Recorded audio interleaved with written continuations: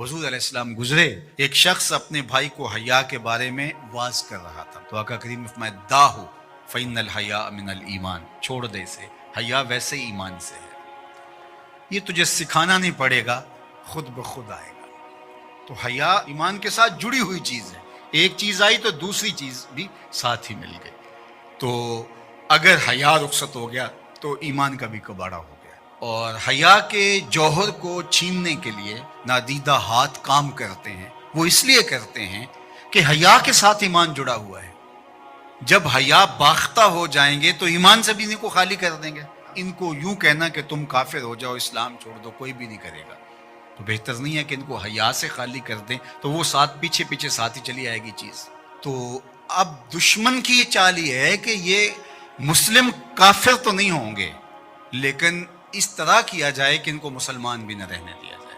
अब ये जो कुछ हुआ है, एक कानून पास कर लिया गया और मर्दों और औरतों ने अपनी जिन्स तब्दील करना शुरू कर दी, और लोगों को पता उस वक्त चला जब 29,000 लोग जो है वो अपनी जिन्स तब्दील कर चुके थे, मर्दों से औरत और औरतों से मर्द। और इसके जो दूरस नताइज हैं और इसके मनफी असरात हैं, एक औरत अगर अपनी जिन्स तब्दील कर लेती है तो कल वरासत के अंदर वो पूरा हक लेगी, इसलिए कि उसके शनाख्ती कार्ड के ऊपर जो है वो मर्द लिखा हुआ है। एक मर्द जो है वो खातून बन जाता है तो वो औरतों के वाशरूम में घुस जाए और फिर कोई खराबी पैदा होती है, उसके बाद उसको गिरफ्तार ही नहीं किया जा सकता, वो कि मैं तो औरत हूँ, ये तो मुमकिन ही नहीं है।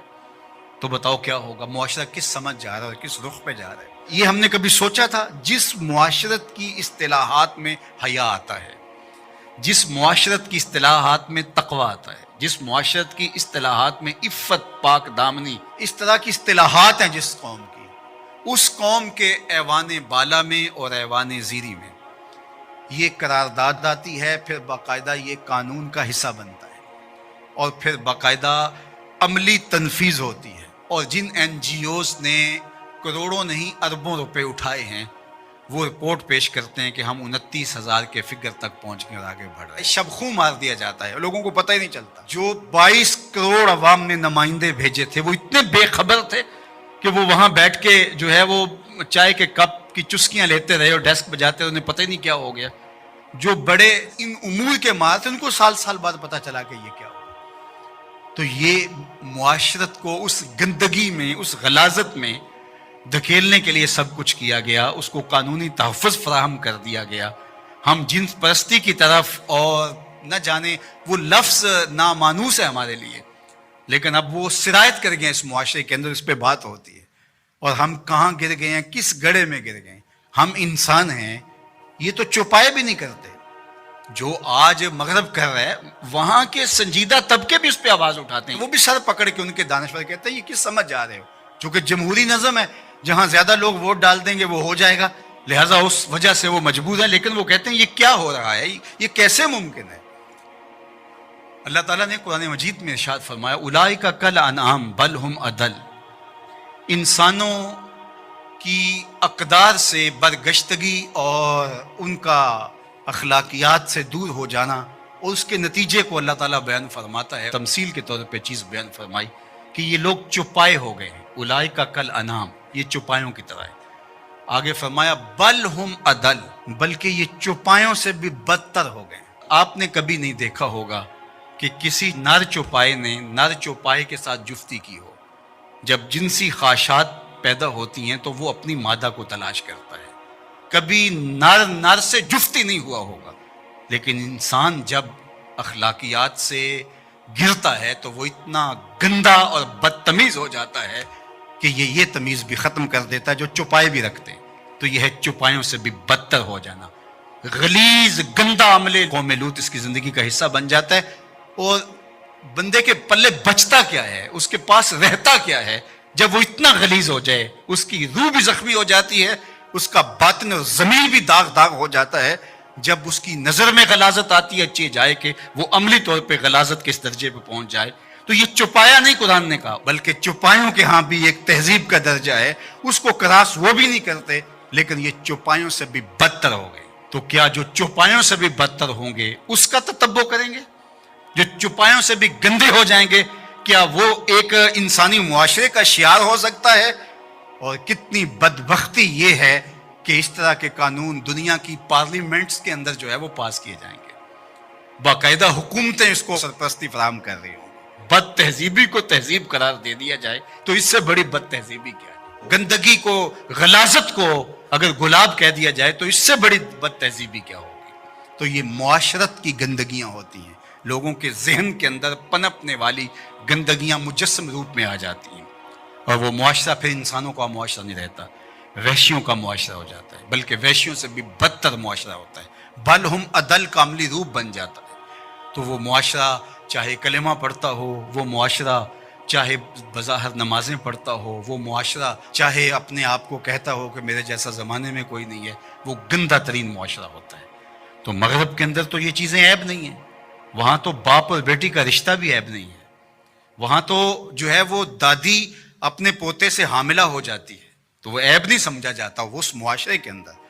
وہاں حرام زادہ ہونا کہ اس کے باپ کا پتہ نہیں ہے، وہ تو اس معاشرے میں عیب نہیں ہے۔ تو کیا مغرب کی نقالی میں ہم سب کچھ قبول کر لیں گے؟ ان کی جو چیزیں اختیار کرنے والی ہیں وہ تو ہم نے کی نہیں ہیں، ان کی وہ مادی ترقیاں جو ہمارے دین کے راستے میں رکاوٹ نہیں بنتی تھی وہ تو ہم نے کی نہیں، لیکن ہم ان کی غلاظتیں، گندگیاں اور ان کی وہ جہالتیں اس کو ہم جو ہے وہ اپنے سینے سے لگاتے ہیں اور مغرب کو خوش کرنے کی کوشش کرتے ہیں۔ یہ ہمارے اشرافیہ کا روپ ہے، اگرچہ عوام کا یہ روپ نہیں ہے، لیکن آہستہ آہستہ عوام، یہ جو 29,000 لوگوں نے رجسٹرڈ کروایا ہے، تو یہ کون لوگ ہیں؟ اسی معاشرے کے لوگ ہیں۔ تو یہ معاشرہ کس سمت جا رہا ہے، اس کے لیے ہمیں غور و فکر کرنا ہوگا، اپنی نسلوں کو بچانا بھی ہوگا۔ اللہ کا فرشتوں کی مجلس میں حضور کی ثنا کرنا یہ درود ہے، حضور کی مدح فرمانا، محبوب کی شانوں کو بیان فرمانا۔ یہ صحیح بخاری میں صلاۃ کا ترجمہ حضرت ابو العالیہ رضی اللہ تعالی عنہ سے کیا گیا ہے۔ تو پھر درود کا مفہوم بہت وسیع ہے، حضور کی مدح و توصیف، حضور کے حسن کا بیان، حضور کے خصائل کا عنوان، آقا کریم کے شمائل کا تذکرہ، حضور علیہ السلام کے فضائل کی باتیں، حضور کی عظمتوں کا عنوان، یہ سب کچھ درود کے زمرے میں آتا ہے۔ اور پھر ساتھ صیغہ بھی درود کا ہو اور اس میں شانیں بھی حضور کی ہوں، جس طرح درود تاج میں ہے، تو اس میں حضور پر درود بھی بھیجا گیا اور ساتھ حضور کی عظمتوں کو بھی بیان کیا گیا۔ تو یہ ایک خوبصورت گلدستہ بن گیا۔ درود شریف کے جو مفاہیم بیان کیے گئے ہیں ان سب مفاہیم کو یہ اپنے جلو میں لیے ہوئے ہے یہ درود۔ تو کثرت کے ساتھ حضور علیہ السلام پر درود پڑھنے کی تلقین فرمائی گئی۔ حضرت ابی بن کعب رضی اللہ تعالیٰ عنہ فرماتے ہیں کہ آقا کریم نے ترغیب دی درود شریف پڑھنے کی، باقی امور اور عبادت، ذکر فکر تو میں نے عرض کی، ارشاد فرمائے کہ میں آپ پر کس مقدار میں درود پڑھوں، کتنا وقت، کتنا درود پڑھوں؟ تو آقا کریم نے فرمایا ماشیتا، جتنا تم چاہو۔ فرماتے ہیں میں نے کہا میں چوتھا حصہ درود پڑھوں گا، باقی 3 حصے دیگر عبادات اور دیگر وظائف اذکار بجا لاؤں گا۔ فرمایا جس طرح تم چاہو، جو تمہاری مرضی، لیکن اگر درود کی مقدار کو بڑھا دو تو تمہارے لیے بہتر ہوگا۔ تو میں نے کہا النصف، میں آدھا وقت درود پڑھا کروں گا اور باقی چیزیں باقی آدھے وقت میں کروں گا۔ فرمایا جس طرح تم چاہو، لیکن اگر درود کی مقدار کو بڑھا دو تو تمہارے لیے بہتر ہوگا۔ میں نے کہا کہ حضور میں 2 حصے درود پڑھوں گا اور 1 حصہ باقی وظائف اوراد بجا لاؤں گا۔ فرمایا جیسے تمہارا دل چاہے، لیکن اگر تم درود کی مقدار کو بڑھا دو تو تمہارے لیے بہتر ہوگا۔ فرماتے ہیں میں نے کہا حضور میں پڑھوں گا ہی درود، سارا وقت میں آپ پہ درود ہی پڑھتا رہوں گا۔ فرمایا پھر تمہارے سارے دکھ، تکلیف، اذیتیں، پریشانیاں، اس کے لیے یہ درود کفایت کرے گا اور تمہارے گناہوں کی مغفرت فرما دی جائے گی۔ تمہاری پریشانیاں، تمہاری اذیتیں، تمہارے دکھ، دور موجود میں لفظ بولا جاتا ہے ٹینشن، تمہاری ساری ٹینشن، تمہارے سارے معاملات حیات کی بے ترتیبیاں، پریشانیاں، دکھ، اذیتیں، سب کچھ ختم ہو جائے گا۔ درود سب دردوں کا مداوع ہو جائے گا، سب دکھوں کا علاج ہو جائے گا، سب پریشانیوں کا حل ہوگا، سب مصیبتوں کا مداوع بن جائے گا، اور ساتھ ساتھ تمہارے گناہ بھی بخش دیے جائیں گے۔ تو درود جتنی کثرت کے ساتھ پڑھا جائے اللہ کی اتنی ہی رحمتیں نازل ہوتی ہیں۔ تو باقی وظیفے، باقی اوراد وہ بھی فضل و شرف والے ہیں، لیکن حضور نے فرمایا کہ پھر تمہارے لیے ایک درود ہی کافی ہو جائے گا۔ اللہ اکبر۔ فرمایا جو میرے اوپر ایک مرتبہ درود بھیجتا ہے اللہ اس پر 10 رحمتوں کا نزول فرماتا ہے۔